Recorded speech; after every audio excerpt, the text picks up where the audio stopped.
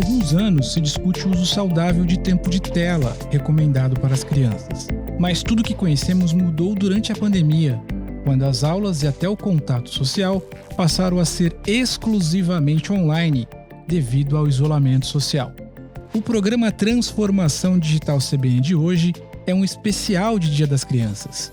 E vamos falar sobre a saúde mental infantil e como as tecnologias podem ajudar no desenvolvimento dos pequenos, mas também sobre os cuidados que precisamos tomar. Por isso eu convidei a doutora Evelyn Eisenstein, que é a coordenadora do Grupo de Trabalho de Saúde na Era Digital da Sociedade Brasileira de Pediatria. Doutora Evelyn, de um modo geral, como tem sido o impacto do isolamento social nas crianças? Realmente tem sido um impacto, positivo e negativo, porque existem novas mudanças de comportamento. Famílias inteiras em casa, pais trabalhando de home office, crianças e adolescentes fazendo atividades online quando podem, pelas escolas, que continuaram, algumas sim, outras não, tendo atividades educacionais online. Então, tudo mudou. Pois é, eu queria dividir com a senhora uma reflexão, que eu também tenho filhos pequenos em casa, e eu percebo que o tempo de tela, de certa forma, foi forçosamente ampliado. Isso em razão não só do tempo que as crianças já tinham ali para eventualmente usar um tablet, alguma coisa nesse sentido, jogar um jogo no videogame, mas porque agora a gente tem uma nova realidade, que é o ensino à distância. Como é que a senhora percebe os benefícios, se é que eles existem, dessa tecnologia conectada mais ao dia a dia das crianças, ou isso é um malefício de maneira geral?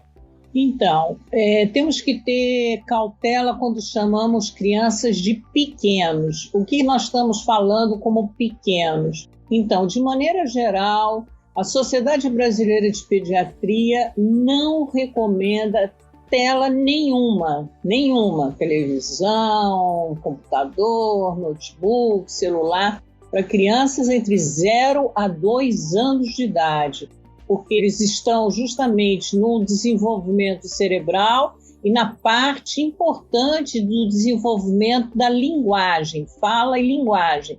Então, nós estamos vendo, por exemplo, vamos lá para os malefícios, os pequenos, como você chamou, os menores de 2 anos, com atrasos do desenvolvimento da fala, inclusive com o diagnóstico diferencial de transtorno de espectro autista, e que não é.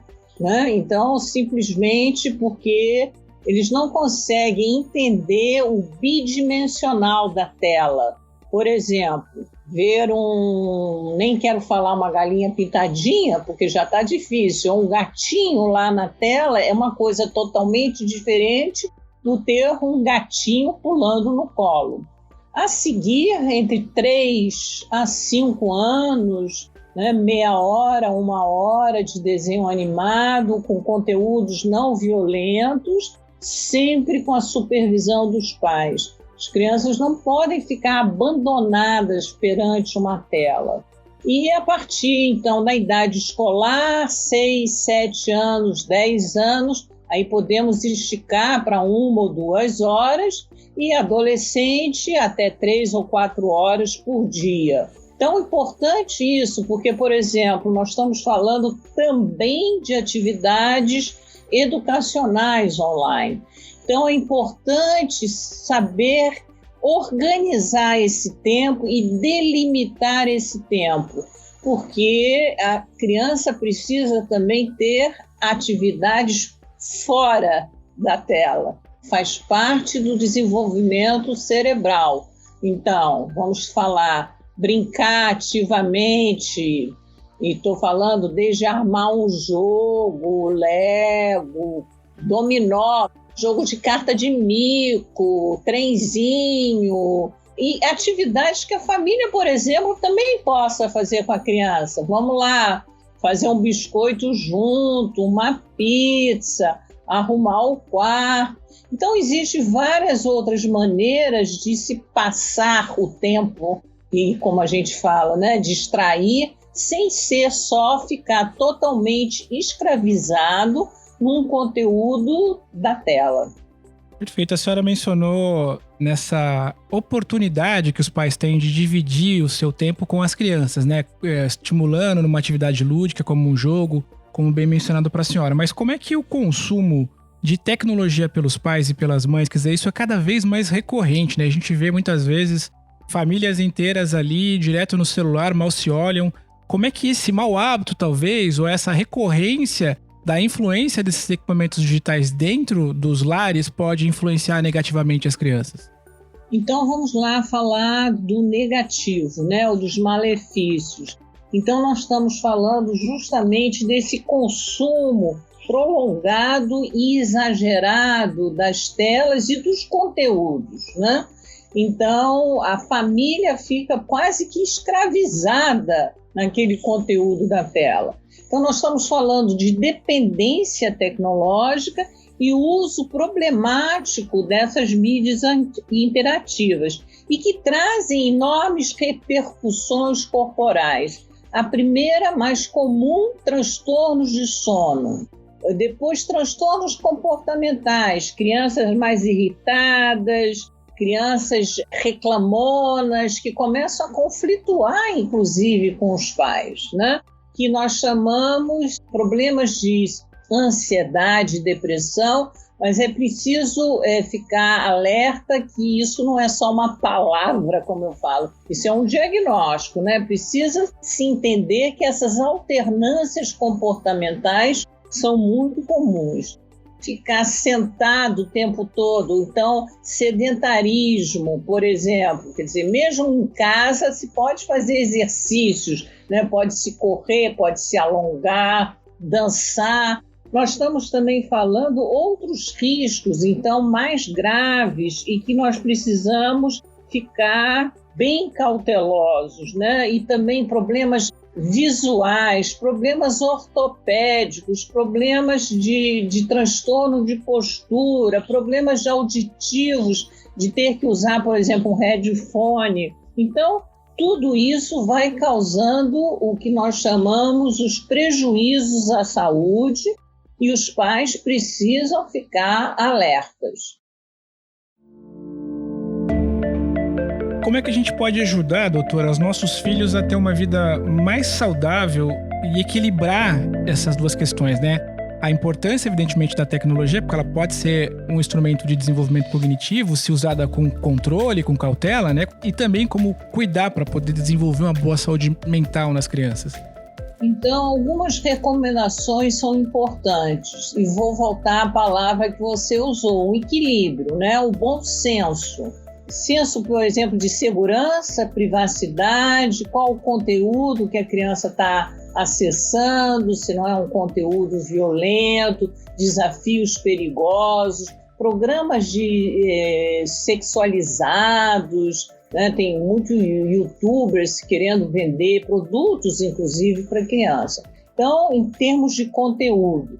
Segundo, o que nós falamos, usar o tempo para outras atividades fora da tela. O que puder ser feito também de passear ou caminhar com a criança numa natureza ao ar livre, quando possível, mesmo de máscara, né, lavando mãos. Então, todos esses cuidados podem ser necessários. E um terceiro aspecto que nós estamos chamando muita atenção é desconectar. Desconectar na hora, por exemplo, de refeição, na hora do almoço, na hora do jantar, que a família está convivendo, conversando, né? E principalmente 1-2 horas antes de dormir.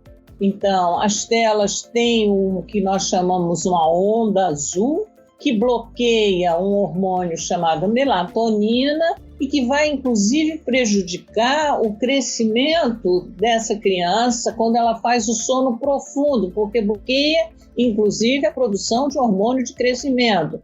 Então, nós estamos vendo, por exemplo, e voltamos à palavra ansiedade, muitas pessoas que perdem, inclusive, o que nós chamamos o ciclo circadiano, né? Então, a produção hormonal, porque ficam na luz da tela o tempo todo e com isso se tornam mesmo mais ansiosas. Então, é importante preservar o que nós chamamos os tempos corporais.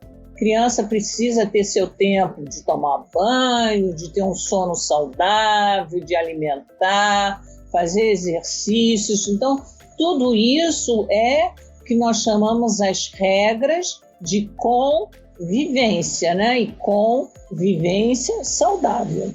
Mesmo durante o período de pandemia e mesmo durante a exposição de telas, quer dizer, desconectar, desligar e poder conversar, né? O que você está sentindo, como é que foi o dia hoje, né? O que nós vamos fazer juntos. Existem maneiras que a família pode usar para deixar que todos expressem as suas emoções, as suas incertezas. Nós vamos ter que sair todos juntos dessa pandemia mais fortalecidos. E a criança e o adolescente vai ter que ter a lembrança que foi um momento difícil, realmente, que nós passamos com a família naquela época da pandemia, mas saímos todos unidos e fortalecidos.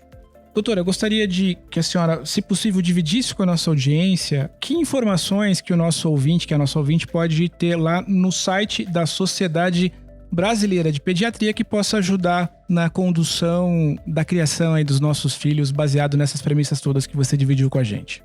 Então, recomendações em gerais, a Sociedade Brasileira de Pediatria, no seu site, tem recomendações, saúde para famílias, tem documentos sobre, inclusive, o uso que nós chamamos boas telas e mais saúde, que podem ser baixados por educadores ou, enfim, pais responsáveis.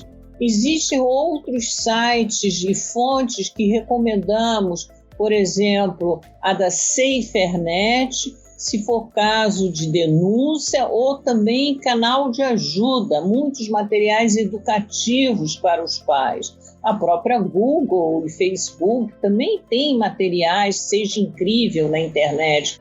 É importante os pais aproveitarem essa oportunidade de aprenderem um pouco mais sobre cuidados em geral. E a própria Organização Mundial de Saúde e Unicef também tem documentos sobre o uso seguro e online saudável para crianças e adolescentes. Então, vamos tentar otimizar da melhor maneira possível esse tempo, que é um tempo, como falamos, de convívio prolongado, mas com os pais, né, em vez de ser com as telas. Espero que vocês tenham gostado do programa de hoje.